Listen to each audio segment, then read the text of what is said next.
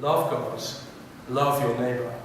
Now the problem is that we can't do that until Jesus has turned our heart around, turned our life around, introduced us, made us able to access God.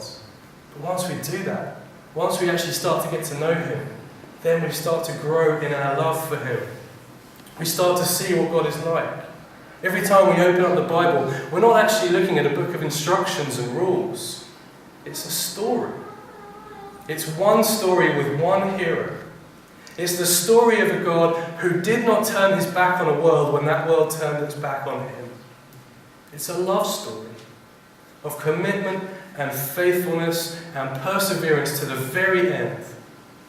But God so loved the world that he sent his Son so that whoever may believe in him will have eternal life. And the more you get to know that God, the more you will love that God. You can love the Lord. He gives us a heart transplant, a new heart. Out comes the heart of stone which says no to God, and in comes a beating heart, an eternal life, a transformation, a journey. You know what is hard? Sometimes it goes easier than others, but there's a journey. We grow in our love for the Lord. And I think that applies so well to the life of a church.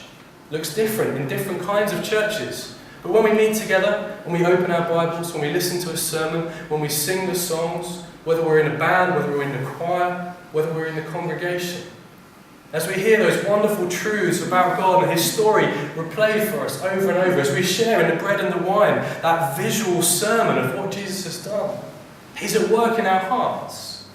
He's growing our love for him and our love for others. And so as we meet together, whether that's in our big meetings, our small groups, little prayer triplets, one-to-one, whenever you encourage someone, whenever you take a Sunday school lesson, whenever you lead a home group, whenever you have an encouraging word for someone that says, you know what, you're going through a tough time, so I'm going to pray for you.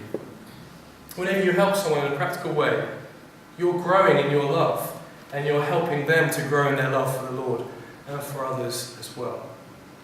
And everything that we do can fit under that, to know God better, to love him more, and to love others